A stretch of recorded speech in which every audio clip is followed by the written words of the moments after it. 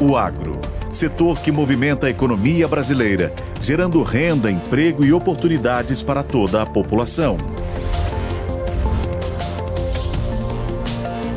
Hora H do Agro, com Kellen Severo. Na última semana, o dólar encostou em R$ 5,29, o maior patamar do ano. Qual será a tendência para o câmbio a partir de agora? E quais os efeitos nos insumos do agro? A comentarista de agro, Kellen Severo, traz os destaques em entrevista com 2 especialistas no assunto. O dólar subiu bem nessas últimas semanas. Efeito da geopolítica, efeito do risco fiscal atribuído a um governo que deve gastar mais do que arrecada, entre outros fatores. Esse é um movimento pontual ou é um cenário que só começou e vai continuar essa escalada?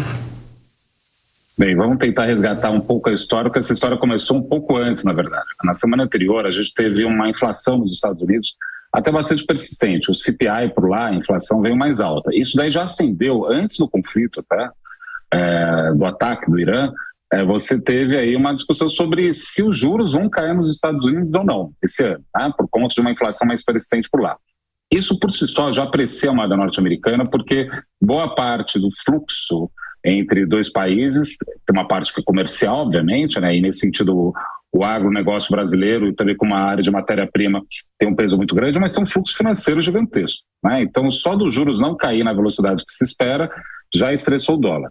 Fora isso, a gente teve uma guerra, não dá nem para dizer que é uma guerra, na verdade foi uma espécie de recado que o Irã mandou para Israel, foi seguido agora de outro recado que Israel mandou para o Irã, de um uso militar para ter um sentido diplomático, desse jeito. Isso daí já estressa mais ainda. E na segunda-feira, logo na sequência, depois desses eventos, você teve um mal-estar gerado aí por algumas falas do ministro da Fazenda, o Fernando Haddad, que deixou claro uma coisa que era bastante óbvia, eu acho, que o resultado fiscal não vai ser tão positivo. Eu acho que ninguém esperava diferente na Faria Lima, Mas agora a gente tem que pensar algumas coisas, eu acho. Sim, o câmbio vai estressar, isso é verdade, mas no médio e longo prazo eu não sei se isso vai se manter.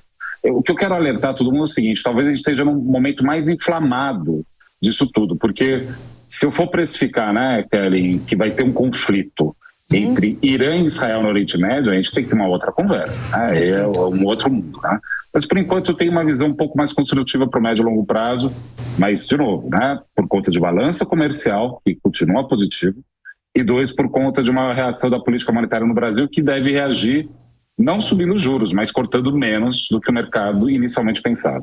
Isso levaria o dólar a se manter em patamares ao redor dos 5,30 ou um pouco mais do que isso, ou você está mais para o lado de dólar ao redor de 5 como estávamos antes?